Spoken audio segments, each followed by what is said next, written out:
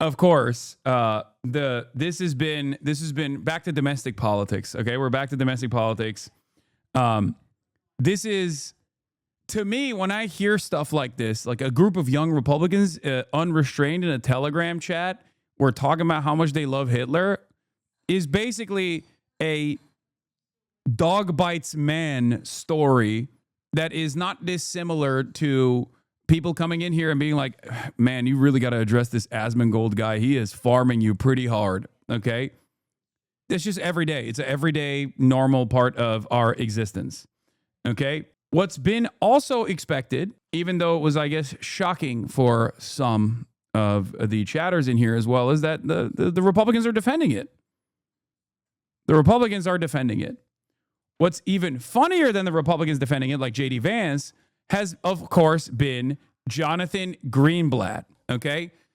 The ADL totally ignored, refused to comment on Elon Musk's latest great replacement conspiracy rant. Dozens of anti-Semitic comments and Holocaust jokes from young Republicans leak. The White House downplays it and defends people who made them.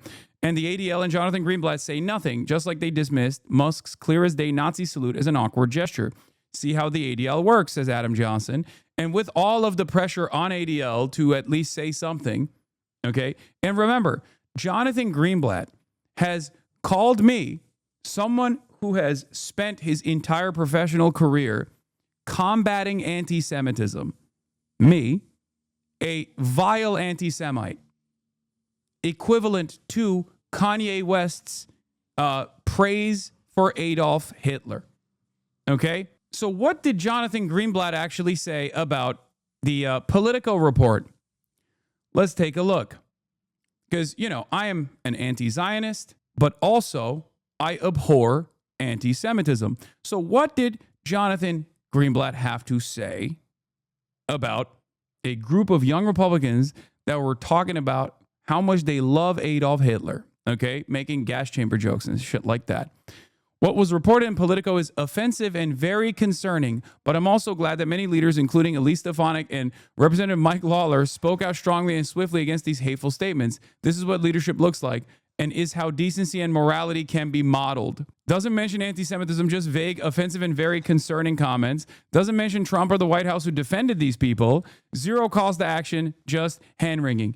Jonathan Greenblatt has spent the last 2 years of Israel's genocide trying to get me deplatformed. Okay? He has been able to successfully deplatform other anti-Zionists who have also actively combated anti-Semitism.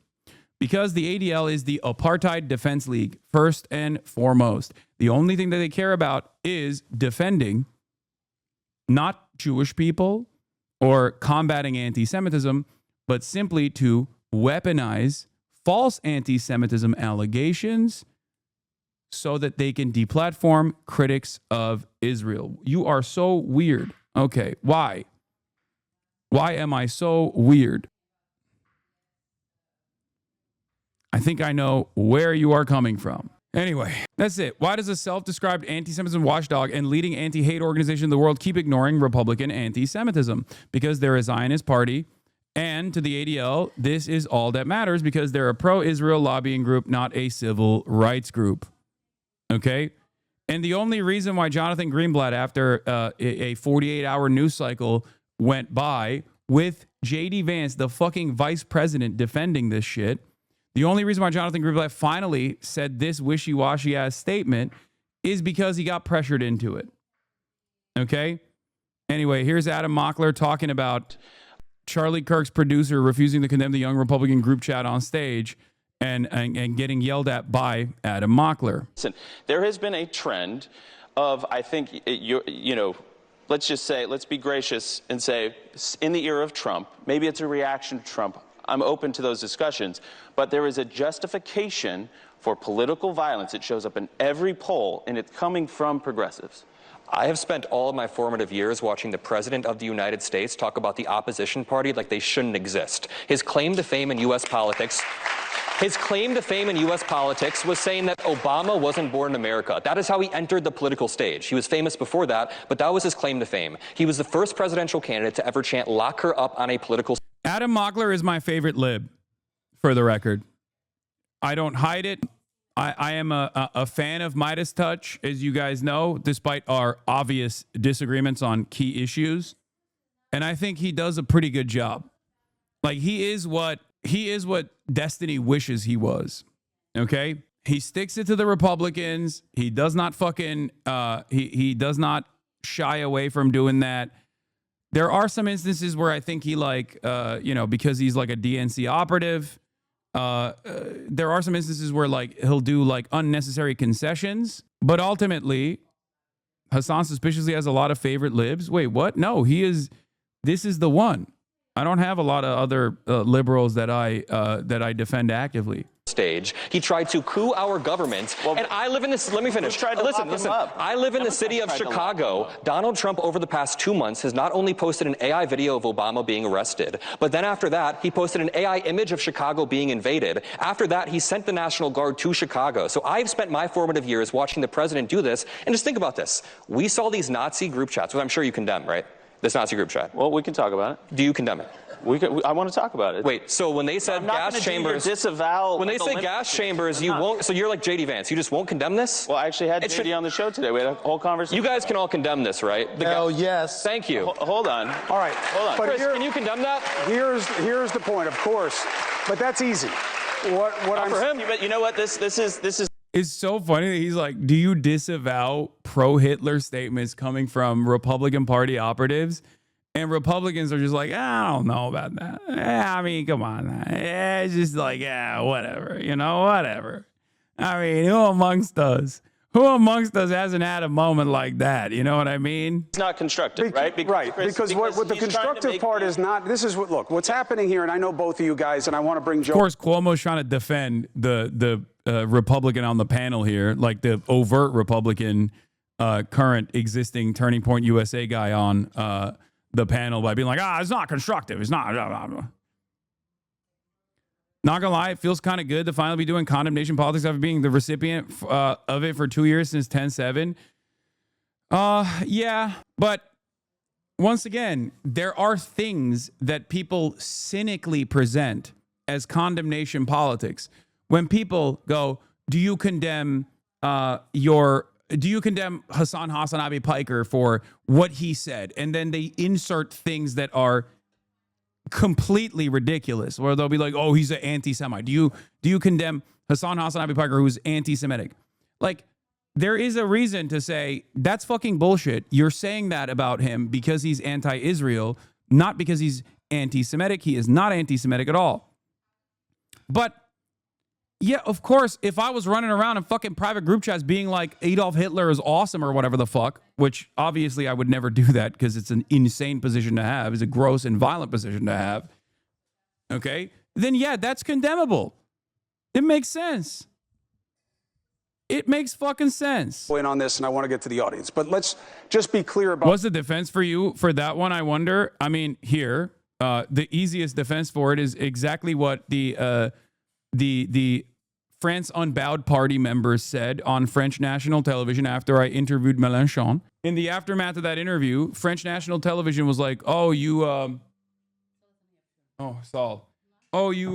were interviewed by a famous anti-Semitic podcaster Hassan Piker," and the dude straight up on TV said, "No, you say that about everyone who is anti-Israel and everyone who is anti-genocide." Okay, let's talk about the issues that actually matter, which is Israel's genocide and this government's contributions to Israel's genocide. That's it. That's the appropriate pushback to it, because it's just ridiculous. It is so transparent. Like, there are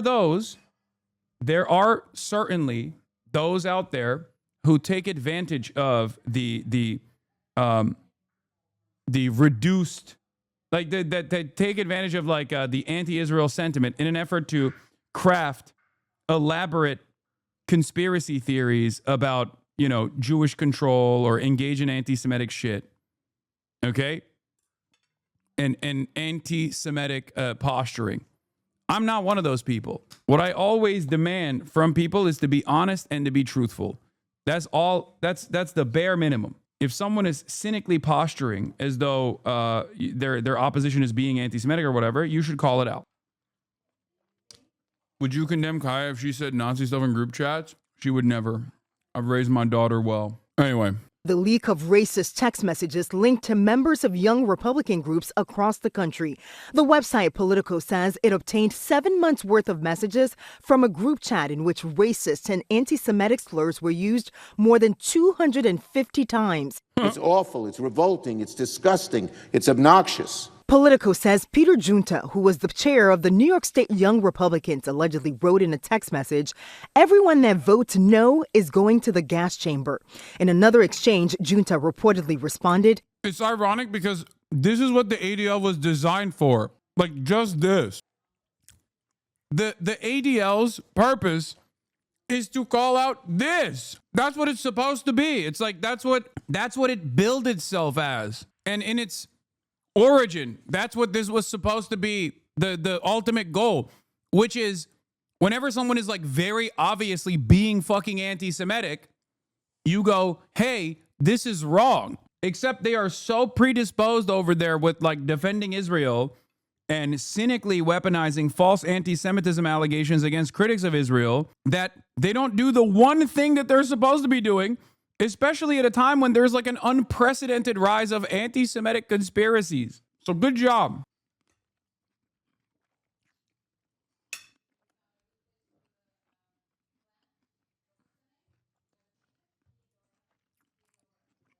Yeah, it's crazy. They don't name, how many times have they named me personally as the arch anti-Semite, both on television and also online? How many fucking times? Meanwhile, they won't even name names on this. Like, oh, who's the one who defended these statements?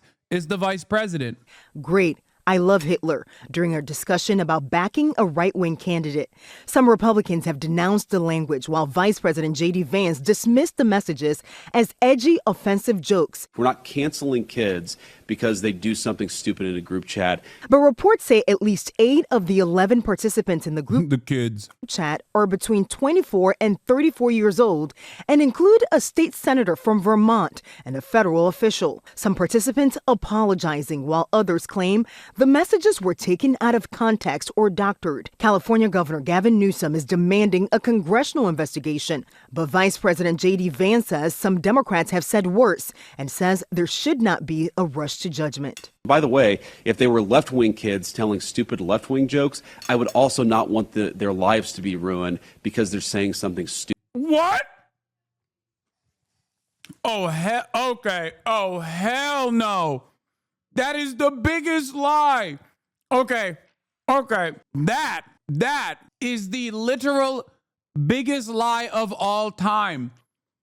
Motherfucker, the State Department revoked the visas of 7 people that are on American soil right now with their existing visas. They took away their visas because of what they had said about Charlie Kirk. That happened 2 days ago on the birthday of Charlie Kirk. The State Department Trump's State Department has already stopped issuing visas to people for saying things about Charlie Kirk to begin with. That is fucking bullshit. That's bullshit. Anyway, I know Jen was torching JD. I had a tweet about it. We'll cover it in a second. Group chat. At least 3 of the people involved have now lost their jobs, and the Vermont Republican governor is now calling on that state senator to resign.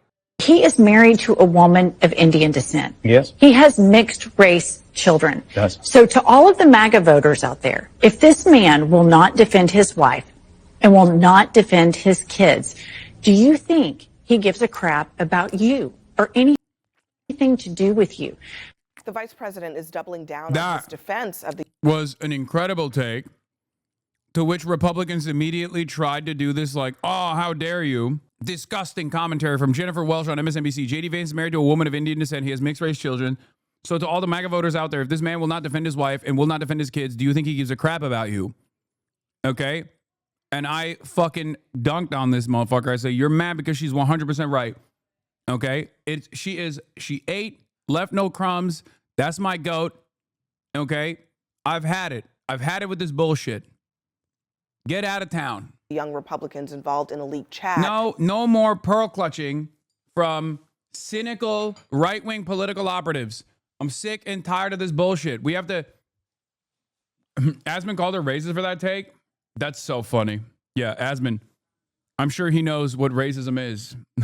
He's like, after all, Asman goes like, I know what racism is. After all, I do it every day. They have been successful because they have also been very clear, especially digitally, about what they believe.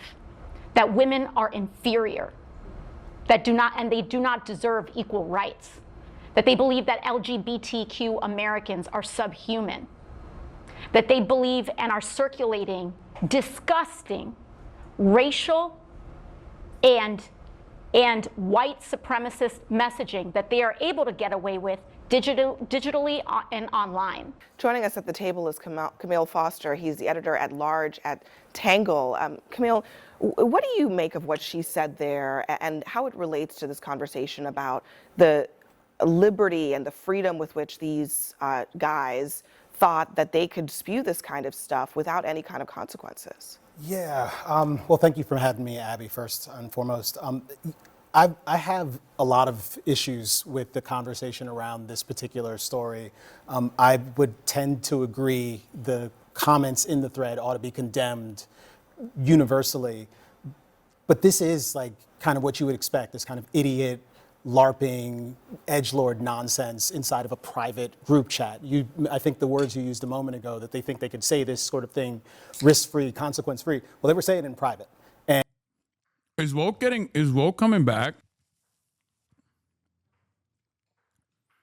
Is woke actually coming back? I hope, man. I want woke to make a comeback so bad.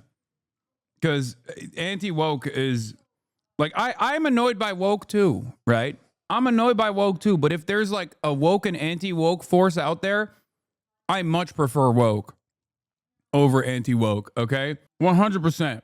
It turns out when corporations were like, oh, we're not going to give you fucking, we're not going to give you funding if you say openly, transparently racist shit, it turns out that really did keep a lot of monsters at bay. It turns out that shit was the only thing holding back some of these Hitlerian freaks, dude. And I say this as someone who would regularly get annoyed at woke.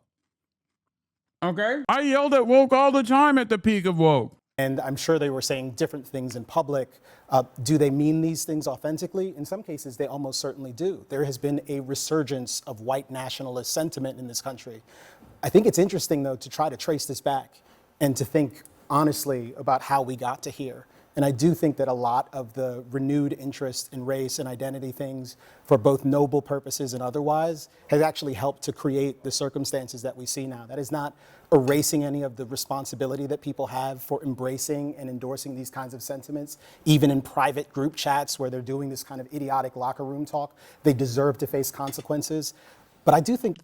I think the most consequential aspect of this is, once again, the fact that liberals only care about the aesthetics. Because, like, dude, the actual theory being put to practice is being conducted by the likes of Stephen Miller on major U.S. cities right now with the fucking Department of Homeland Security. Like, when these guys talk about, like, oh, this is like locker room talk, and some of these people believe it, but, like, I don't give a shit about what these guys are saying in private when what they're doing in public is literally more violent and more consequential. Why is it that liberals only realize that this is fucked up when it's people saying Hitlerian shit in private and not when they are doing Hitlerian shit in public? This has been my position from the start, by the way. I said this when the revelations first came out. It's not the language that they're using that is offensive. I mean, it is offensive, but the consequences, the real human impact of that sort of ideology being not only expressed, but being followed through on is the white nativist anti-immigration policy. But a lot of people, I think, a lot of people in mainstream media, because I do think that like a lot of liberals have radicalized against this admin in pretty meaningful ways, like average Americans have. But I think a lot of people in media still have no capacity to look at state violence and state policies that are morally repugnant and reflective of the Hitlerian the Hitlerian promotion that they're fucking saying is morally repugnant right now, and say it's wrong, it's gross, it's Hitler shit. It's frustrating. It's frustrating to watch them do this. The J.D. Vance's comments about this are worth. My point is, I hope people take it one step further and talk about the actual issue of consequence here, which is the unrestrained violence of this administration that not only says those things behind closed doors, but actually reflects on them with actionable policy items that harm people. That lady's glaring daggers, that's our GOAT. What are you talking about? That's Ms. Welch.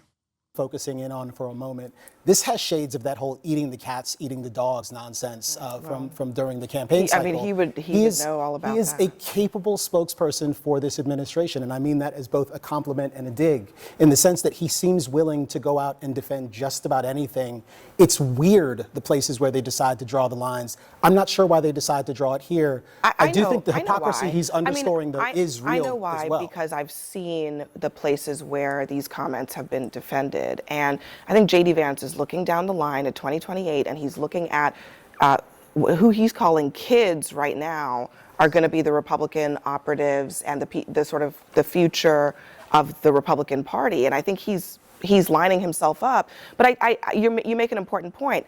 The comments in the group chat are terrible and stupid, but I find it way more interesting that J.D. Vance has chosen to defend it than these guys that nobody knows or cares about. Why did he choose that this is suddenly the sort of thing that he chalks up to a youthful indiscretion when some of the people in this chat were like a year or two? By the way, J.D. Vance is 40 years old. So the people that he's calling children are like 5, sometimes 6 years younger than he is. Okay? Just so you understand, the people that he is calling children are at most like 10 years younger than he is, okay? Too younger than him. He's 41. Hard to say. Have to ask him. I'll tell you, did not defend it. I mean, the head of Young Republicans. Right. They exiled these folks right away. We took swift action, and I appreciate that accountability. I'm not going to defend it. I didn't even read some of these tweets, but they sound. I've heard they're bad, and I believe it. I bet a lot of these guys are the same people who troll me online for the most part. So I guarantee it's a lot of the same folks. God. Yeah, they were calling him Eye Patch McCain, which low-key is a banger for the record. Like, I mean, let's be real. That's a good one. On the other hand, why you're seeing some Republicans shrug their shoulders, I mean, I'll tell you why. Here's what they would here's their sentiment. We just watched Charlie Kirk get shot in the neck. You know, we watched our president, while he was campaigning, almost get killed. A bullet whizzed by his head. So there's real violence, and then there's this disgusting, despicable stuff that is said in private. And like, it is disgusting, despicable. I agree. I agree with what he's saying. Woke Dan Crenshaw is right. Except no one seems to realize that the despicable, continuing, real violence is not just the adventurism of sorts or a singular instance of retaliatory violence from a lone actor, but it's actually the state's mechanism of violence. Mass deportations, death, destruction, kidnapping, detainments, unjustifiable, all of it. All of it is violent. That's what I think is way more consequential than what these guys love to call locker room talk. If woke comes back, we should set the rules ahead of time that no one is allowed to use it against their left flank. If we're bringing woke back, we can only use it in the rightward direction. Okay? Cynically weaponizing woke against those who want to improve material conditions is unacceptable. No more infighting. No more Fed posting. No more woke of the day. It is simply a weapon to wield against the axis, against the enemies of progress, against the enemies of everyday working class individuals. No more will we wield our own weapons against our allies. Okay? That is the true path to the promised land. No more friendly fire incidents. Now, I don't think that that's going to happen. Let's be real, because I think woke is primarily deployed at the institutional level against the left, but we shall see. Could be called the N-word. If we, now I think it's great that the young Republicans push folks out. And I also think it's important on the left when we say, or not we, because I don't do that, but when people say terrible things, that those things be condemned. And that's what I was saying earlier, is like, we got to call balls and strikes. Yeah. But there's something bigger than it's just being private. These people live their lives publicly every day. And if you walk through your life. Hassan, the left are the only people that care about wokeness. You can't use it effectively rightward. No. Look at Dan Crenshaw. No, there are still Republicans in like, dude, I talked about this basically in every election, but certainly in this last election cycle as well. There is a level of permissible racism, permissible misogyny, permissible bigotry that you can engage in, you can entertain, and people won't punish you for it. But when you go beyond that certain point, even right-wingers will go, ugh, gross, don't say that, I don't like that. It's the distinction between a guy who embodies all of the political virtues of a fucking Klansman, who will still get very upset when someone says that they are a part of the Klan. Okay?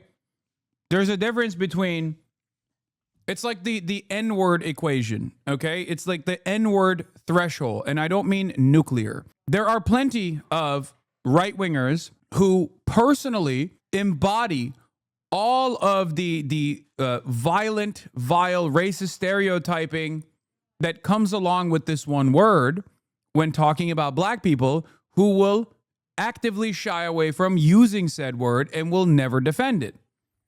Okay? That is beyond the confines of permissibility. Do you understand? This is the reason why a lot of Republicans who are in the public eye are still going, oh, this is abhorrent. This is morally repugnant. I can't believe it. Because these guys in the group chat were just straight up saying they love Adolf Hitler. You can't do that.